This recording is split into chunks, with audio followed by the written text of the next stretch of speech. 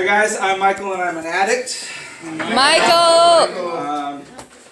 Man, I'm super nervous right now. That's going to make me even more nervous too. You told me to. Okay, so I don't know. I really spent all week trying to think about what I wanted to say, and then I realized that if I planned it out, it wouldn't come naturally. So I'm just going to go with what I can, and I'll probably forget some things, but that's all right. I should start out by saying that I grew up in with my mother was an alcoholic, my grandmother was an alcoholic, my uncle very deep into drugs and alcohol, and for a lot of my childhood, I saw them doing the things that they were doing that were destructive to themselves, and I thought, why can't they just stop doing it, you know? And it was really foreboding for what would happen to me later in my life. I said I wouldn't tell very many war stories because I don't think they're very productive, but there are a couple that you're going to hear because it's prudent to who I am, or was as an addict anyway. I'll try and keep my cussing and stuff like that to a minimum because there are children here. So other than that, I think that's pretty much it. Okay, so I should tell you guys that when I was real young, like I said, my mom, she was an alcoholic addict. She was very abusive to me, that kind of thing.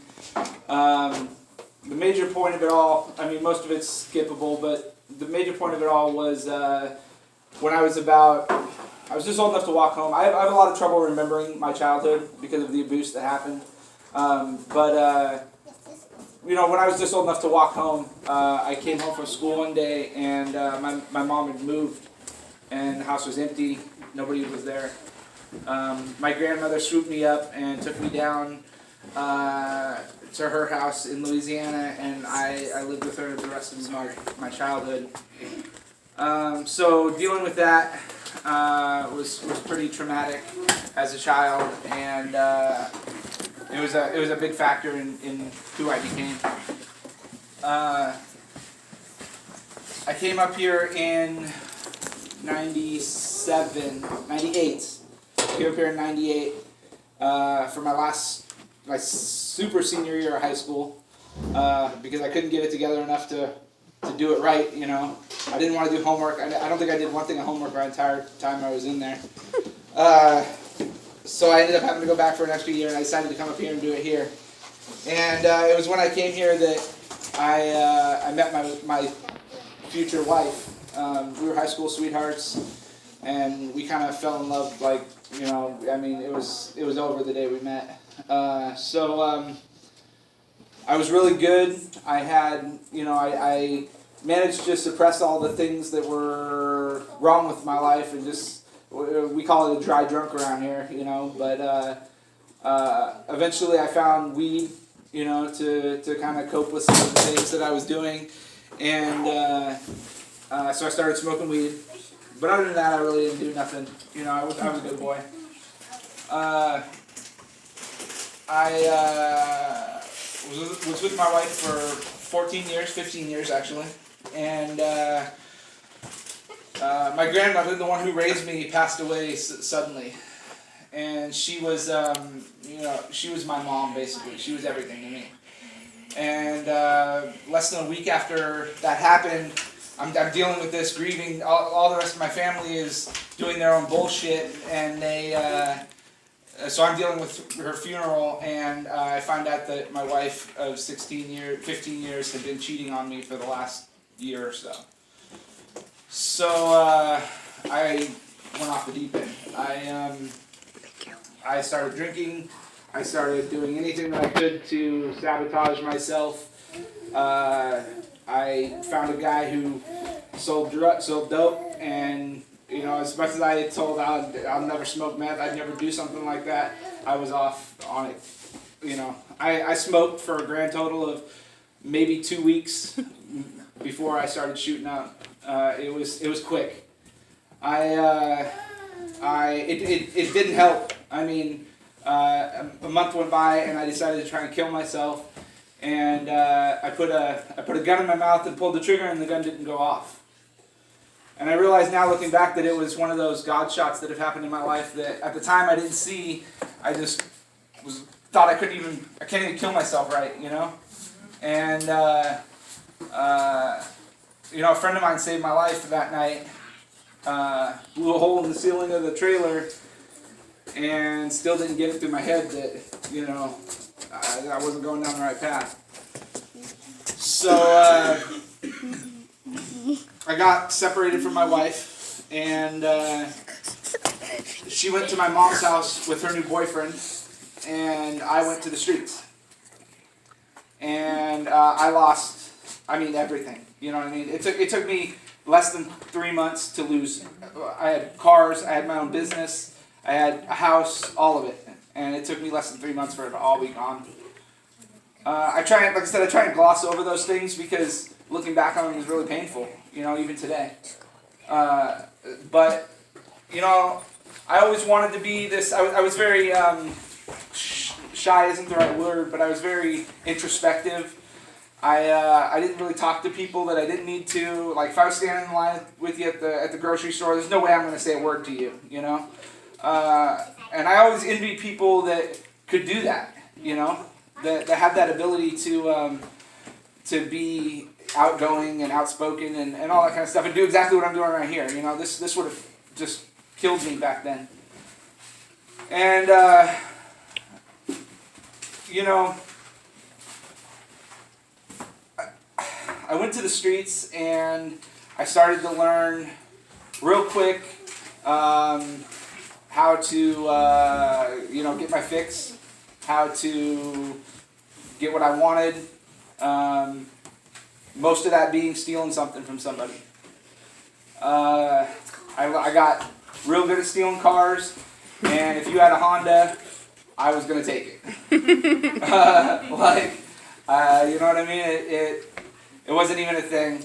I'd rally it into the woods or something, or go sell it for parts and get my fix, and that did me good for a long time. But eventually, I got caught too many times for it, and I got away from getting any big charges off it. Like I never went to prison for stealing a car. Every single time they charged me with something less, or they let me go on a technicality, or you know something, you know. So I decided after a few years in this tent, I was in a tent in the woods behind the Burger King in Tumwater, and it's snowing. It was like 3 feet of snow or some shit like that a few years ago, and I'm just in there wrapped up in a blanket because I can't get warm, you know, and I needed some dope, and I wanted a place to stay, so I called up my buddy and I was like, "What do you need?" And he's like, "Go to Home Depot for me and get something, you know, give me some tools and stuff. I'll give you some drugs." So I went into Home Depot, and he was staying at this apartment right next to Home Depot, I should say, literally within sight of the Home Depot that I went and stole the stuff from, right? And I go in there and I see this riding lawnmower that's sitting in the garden department, and I'm like, "Shit, I can get this thing out of here, right?" So I go in the store, right, and I load up one of those carts. It's got one of those little tractor trailer things attached to the back of it, right? And I go in the store and I load up like some drills, some chainsaws, some power tools. You know, I mean, like I got this thing loaded, right? Some mixed gas and a pair of bolt cutters.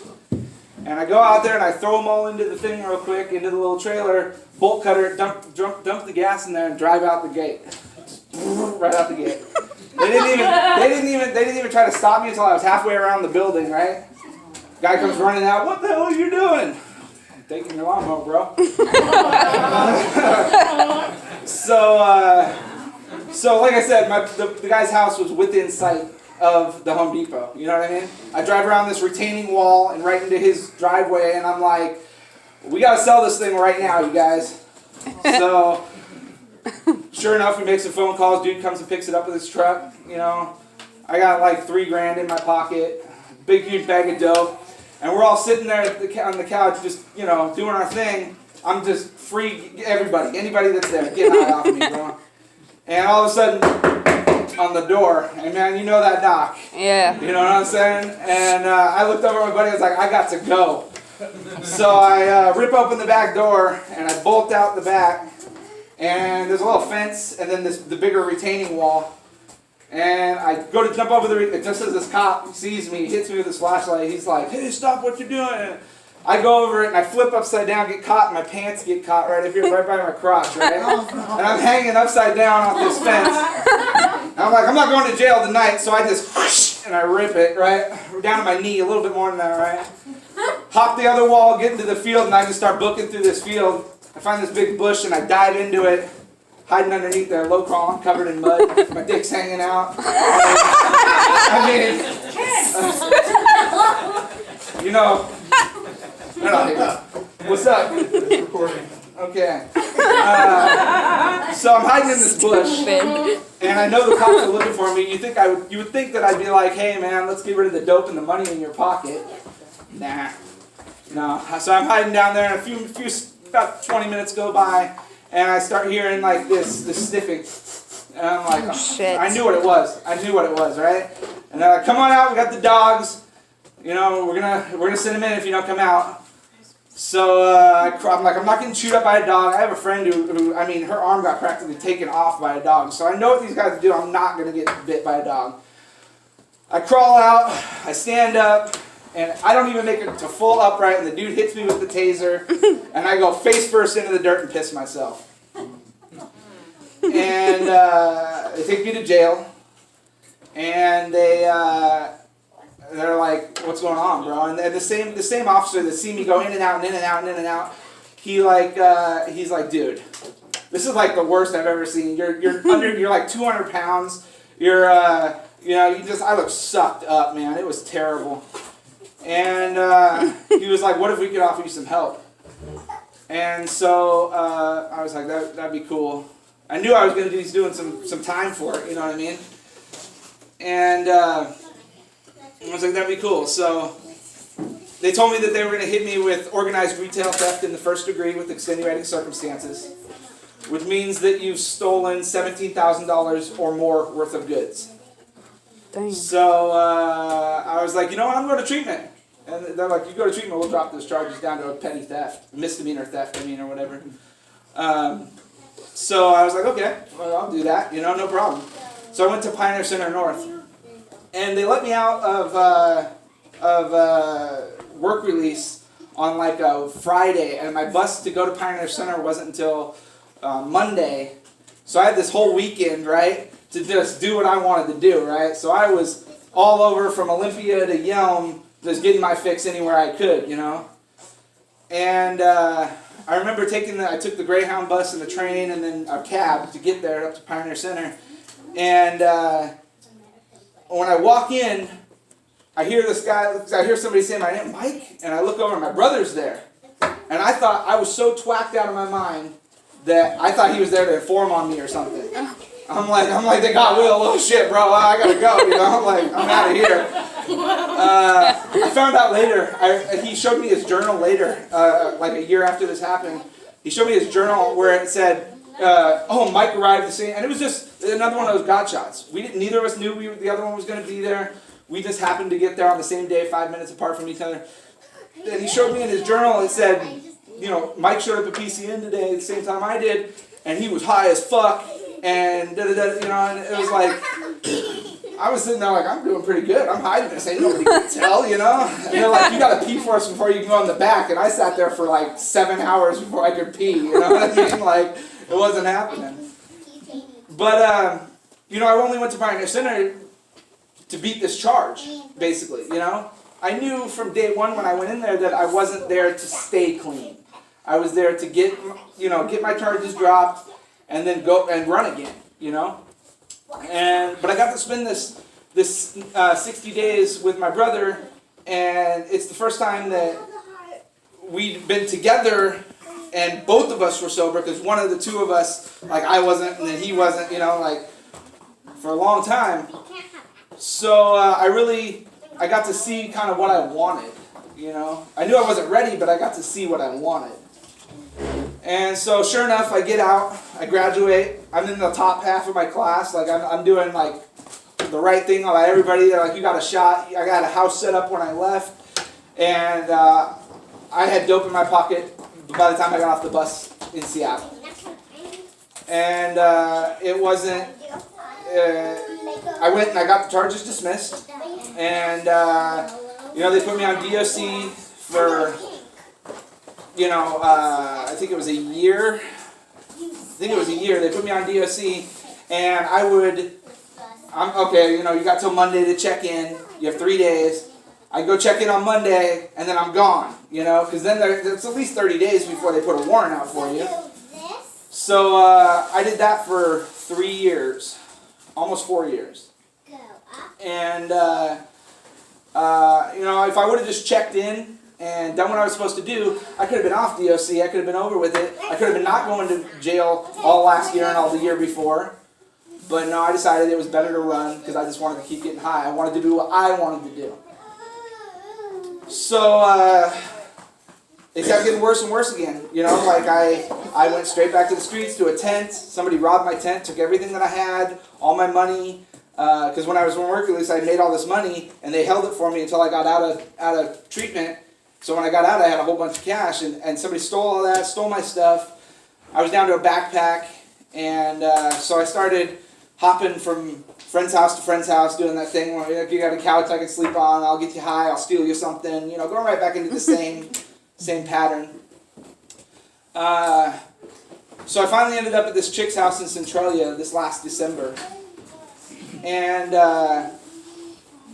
she would give me the dope, and I'd go and run it out to whoever, and then come back.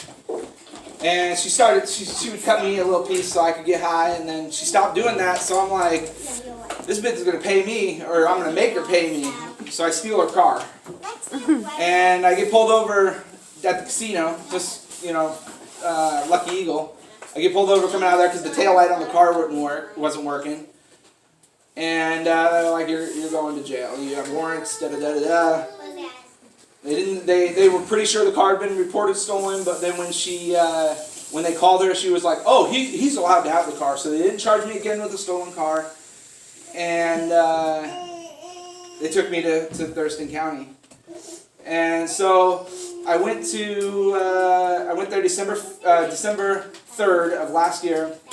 And December 5th, I woke up and I was sober that day. I had slept, because I hadn't slept in 2 weeks. I slept for the whole next day and part of, So when I woke up on the 5th, I was sober and I was hating life. And but something clicked in my head, and I went up to the guard desk and I said to the guy, I was like, look, last time I was here, they offered to get me some help, and I kind of. I wasn't really ready to explain it to him, and he was another dude that had seen me in and out, and he was like, I'll see what I can do to help you out. So they send me one of the guys from Northwest Resources in Olympia, comes down and interviews me, and he says, you can go to treatment if you want, and we'll pay for it and all this kind of stuff. We got a center down here in Shelton. It's amazing. I think you really do good there. And I'm like, is there girls there? And they're like, no, it's all guys. And I was like, I don't know. I heard there's one in Tacoma that has girls. Let's go to that. They didn't go for it. You would. So, yeah, we're all sick, okay? Some sicker than I am. So they let me out on, it was New Year's Eve. And my uncle picked me up. I haven't talked to him in years, since my grandmother died. But I found his number in the phone book when I was looking up a number for a friend of mine. And so I was like, I wonder if this number works. And I called him, and he's like, you need a ride, And so he drove me up here, and I went to to Northwest Resources, and it's New Year's Eve, or about 1 o'clock in the afternoon, actually. And I remember getting out of his truck and seeing that big field across there and thinking, man, I could just be gone, bro. He couldn't, and then I figured he'd probably hit me with the truck. So I was like, I'm just gonna go, I'll do this. I'm doing the right thing. And I went in, and I remember going in, dude, and there was a bunch of guys. Everybody's watching this football game that was on TV. And they're like, hey, Mike, this is the guys, this is Mike. And they're like, and I'm like, what did I get myself into? this is not the place that I should be. So he's like, you guys can watch football, we're having a night off, you guys can do whatever you want. And I was like, I'm going to take a shower and go to bed. So that's what I did. And, you know, I'll tell you, man, like, you have to do some stupid shit over there. Like, yoga, I'm not the guy to be doing yoga. Okay? like, it ain't for me, bro. But, you know, like, I got up the next morning and I just said, you know what, I'm going to do what they suggest I do. You know? And then I got up the next morning and I did the same thing. And so, like, it became it wasn't like I need to worry about what I'm going to do when I get out of here. It was I need to worry about what I'm going to do for this day, you know?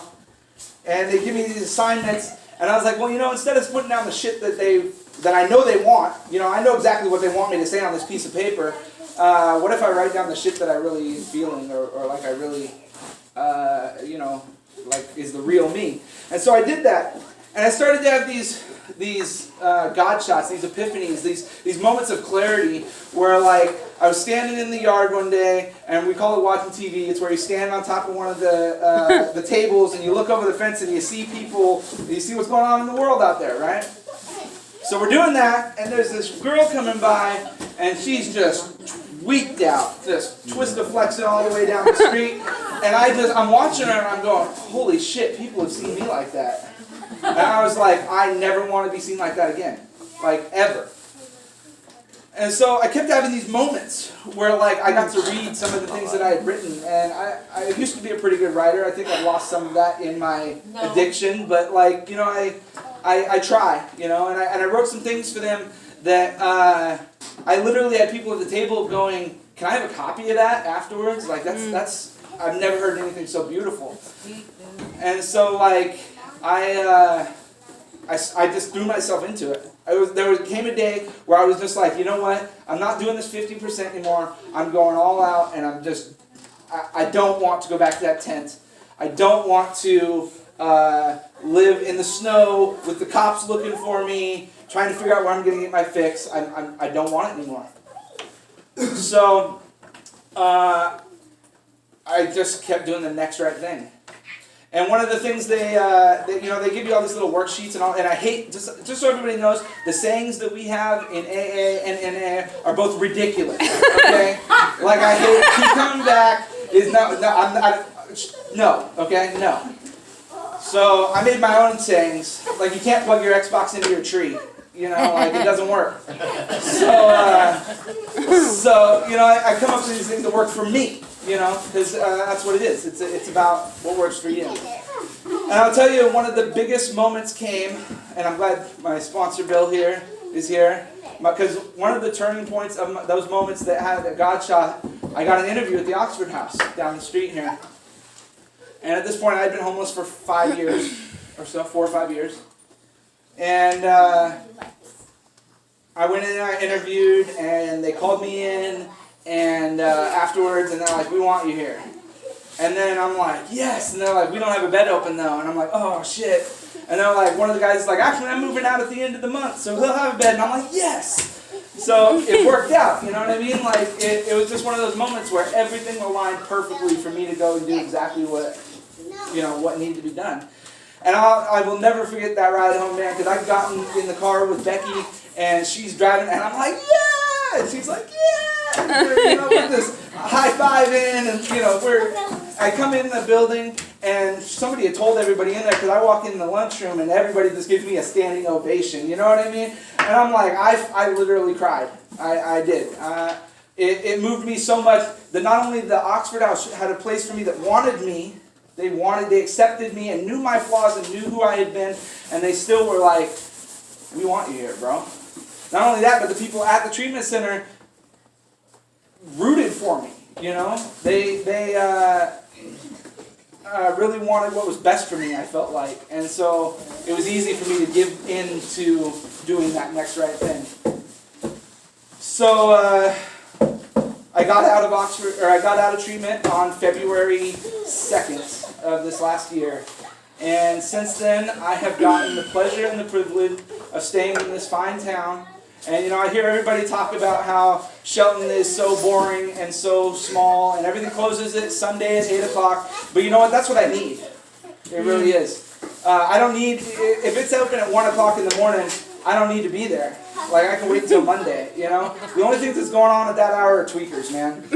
So, like, I get to go around, and I got the privilege, I got elected as president at the House. I get to go into the treatment center down here, and I get to share my story, and I get to tell people, sitting exactly where I was sitting, exactly how I got through what they're going through. And, I don't know, it's been a moving experience. It's been like, you know, I've continuously got to grow, and living where I live, I've got to see people grow as well. You know, there's a number of guys that have come into our house that haven't made it, and it's broken my heart a few times. You know, like, these guys are strong. I've seen these guys that are stronger than me in their recovery, because I'm weak, you guys. Like, I don't hang out with the people that I used to hang out with. I don't Facebook the people I used to Facebook. I don't even have them on my friends list anymore, because if one of those people called me and was like, I'm in Shelton, I'm about to get high right now, you want to come smoke with me? I'd be like, probably, you know? And I don't want to do that. So I don't do that. I don't mess with that. I don't give the opportunity. When I go to Olympia, I take somebody with me for accountability. Because I know somebody on almost every street where I can get something. Why would I want to set myself up for the failure of going down there and losing everything that I've gained? Mm-hmm. You know what I mean? The privileges that I've been given are amazing. You know, they gave me a key to this door, and I get to share at the Friday night meeting.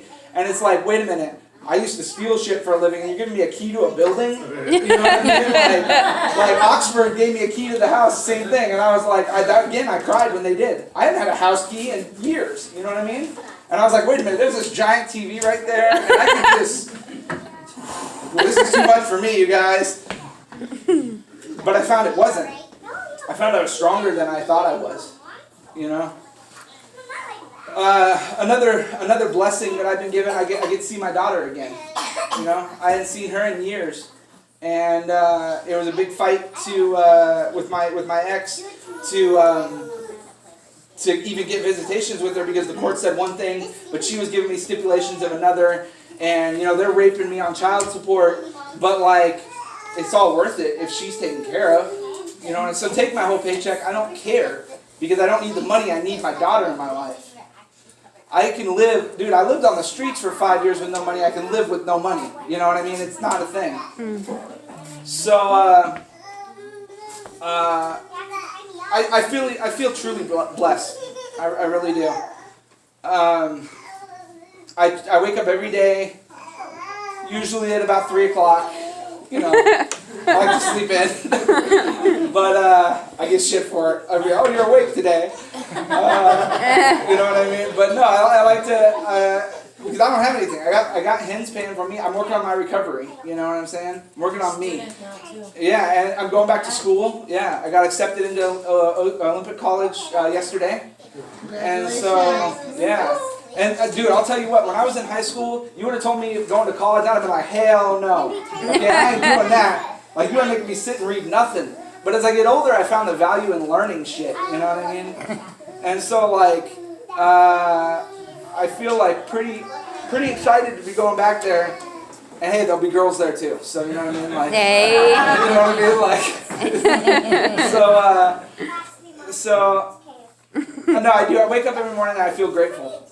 And that's the key for me, you know. Everybody else is different. I know that everybody's recovery is their program, but for me, it's being grateful and remembering that I do have a TV and an Xbox that I paid for. I have a table that I can do all my art on, and you know what I mean? Like, it's pretty cool to own things again that don't fit into a backpack, you know?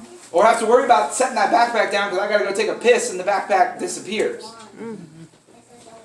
So, being grateful, being humble, you guys, you know, it's like I said a little earlier, man, it's a program of suggestions. It's not a program of what Mike wants.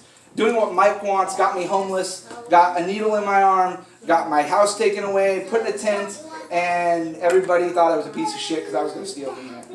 doing what other people want, going like, hey man, should I do this? Talking to my sponsor beforehand. That's what has worked for me. So I take that program of suggestions very, very seriously. I take my responsibilities very seriously. And as of the 5th of December, I celebrated my 1 year. Woo! Yeah. And you know what? I came in this hall when I celebrated that year, and Bill gave me my coin, and like Fred's over here talking, and he's saying good things about me, and like Bruce is saying good things. And I'm like, well, do these guys even know who I am? Like, I don't think they do. I'm not sure. You know what I mean? But apparently they do. Apparently they know who I am better than I do. Because I don't know, I trust everybody in this hall, and I'd go to war for just about anybody in here, because I know that everybody in here has been through the same battle I have. And maybe not with, you know, this drug that I did, or the drugs, plural, that I did, you know, but we've all fought that battle of addiction. And so when somebody says to me, I need help, it's my responsibility to help them, you know. It's my responsibility to welcome the newcomers in the door and be that guy that's like, hey man, I haven't seen you before, who are you? I love doing that, man. I love seeing them sit down and get their 24-hour coin. I've had a couple of them come into my meeting specifically to get their coin, and that warms my heart, you know. Going in and speaking down there, and like I said, that warms my heart, dude. I am higher off of speaking to those guys than I ever was on drugs. Like it fills me with such joy to know that maybe, just maybe, I touched one of these guys. Like, not in the inappropriate way. Just, I want to clarify. Consent, okay? So yeah, you guys, I really appreciate you guys letting me come up and speak and share my story with you guys, because I really do. If I can get through to anybody, you know, and it's so stupid because I hate those things, but Grateful Heart doesn't relapse, and suddenly I'm saying to people, you know, keep coming back. What did I just say? Oh no, that's not right. So, the dream Xbox has got it. That's right. That's right. And you know, man, it really is a privilege. It's an honor, and I was nervous coming up to do this because, like I said, I wanted to write this beautiful speech that would make you all guys like laugh and then cry and then like, you know, and I was just like, you know what? That's not who I am. I'm a chaos junkie. If it ain't off the cuff, it ain't me. So that's where I am, and I'm really glad that everybody showed up today, because I really was afraid that I was going to come here and there'd be just nobody. It'd be like my meetings on Friday night, 3 people. So I think that's pretty much all I got, you guys. Yeah. Thank you.